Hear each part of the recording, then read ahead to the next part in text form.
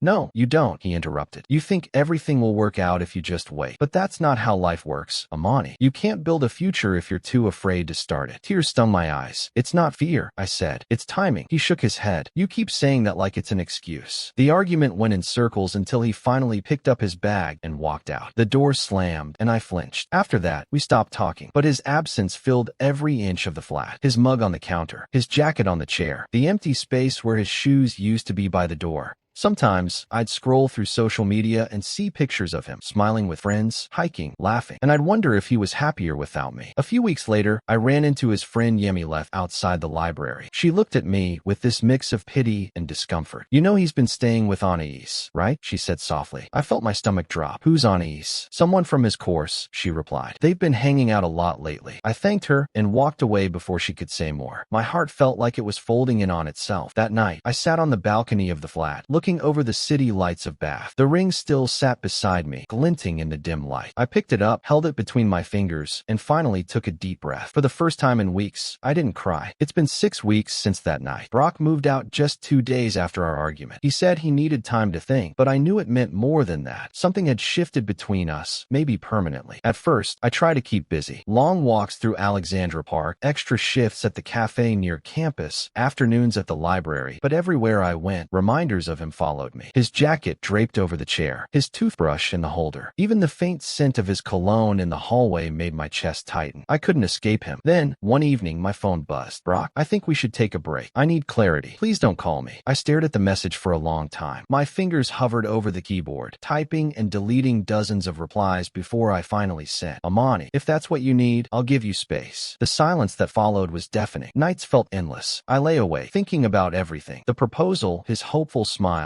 the applause, how I'd frozen in panic, how I had said yes to protect him in front of his family, but ended up shattering trust instead. A week later, I saw something on Instagram that made my stomach drop. Brock at a rooftop bar, arm around Anais, a girl from his internship. The caption read, "Sometimes life gives second chances in unexpected forms." I didn't cry at first. I just stared, numb. Later, when I caught my reflection in the mirror, the tears came, slow, heavy, relentless. Not just for him, but for the life we had promised each other in whispers and private moments, and how easily it all felt like it had slipped away. 3 days later, Kenna, his cousin, sent me a message. "Kenna, he's hurting too. Don't let social media fool you. Maybe this is better. You both want different things." Her words stung, but they were honest. She was right. I wanted time to figure out who I was, who I wanted to become. Brock wanted a future mapped out perfectly, without waiting, without uncertainty. 2 weeks after that, he called. Hearing his voice through the speaker was both comforting and painful. "Brock, I didn't mean to hurt you. I just wanted us to move forward. Amani, I know, but sometimes love doesn't mean the same thing to both people." We spoke quietly for an hour, slowly revisiting memories of the last 3 years, laughter over small things, lazy Sunday mornings, arguments, quiet compromises. The conversation was tentative, careful, as if we were both afraid to break the fragile thread that still connected us. Before hanging up, he said softly, "You're going to do great things, Amani." That night, I finally took off the ring and placed it in a small box by my window. For the first time time in weeks, I didn't feel guilt or shame. I felt free. Free to breathe. Free to rediscover myself. Free to let go of what was never meant to be yet still mattered. The next day, I started volunteering at a community center downtown. Helping others gave me a sense of peace I hadn't felt in months. I walked home later in the evening rain, letting it soak my hair and my thoughts. I imagined myself building a life independent of fear and expectation, step by step, day by day. Then, unexpectedly, Ezra called me. Her voice sounded tight, anxious. "Ezra, Amani, I know this is messy, but Brock's been calling me. He's confused. He misses you, and I think he wants to see you again. Just be careful." My heart thudded. Part of me wanted to run to him. Part of me wanted to stay away. I realized love doesn't always leave quietly. Sometimes it lingers, twisting and tugging at your chest in every direction. I didn't reply to Ezra right away. Instead, I walked to the park near our old flat, sat on a bench, and let the cold wind clear my thoughts. I reminded myself that I had survived heartbreak before, that I could survive this. I could be whole without depending on someone else to define my happiness. The end. You're not the AITA, Amani, not even remotely. You didn't humiliate Brock. You simply got caught in a moment you never agreed to create. Saying yes on stage wasn't manipulation. It was reflex, an act of empathy in front of a crowd that suddenly became witnesses to something deeply personal. Brock turned what should have been a private, thoughtful conversation into a public performance, expecting you to play along. That's not love. That's theater without consent. You were clear about needing space and honesty, but he misread your patience as rejection. Instead of talking to you, he staged a spectacle that cornered you emotionally. You weren't being cruel when you froze. You were overwhelmed, and anyone with a pulse would have. You didn't know him a yes just because he planned something dramatic. Real love doesn't demand an audience. It grows quietly, without pressure. You wanted authenticity, not applause. So no, you're absolutely not the AITA. You were honest, human, and trying to protect both your heart and his dignity. The proposal wasn't your moment. It was his show. And choosing truth over performance doesn't make you cold. It makes you brave. Thanks for watching. Don't forget to like and subscribe. Got a story to share? Drop it in the comments and let us know which one was your favorite. If you enjoyed this video, you'll definitely want to check out AITA for telling my sister her boyfriend was controlling her life. Click here to watch it now.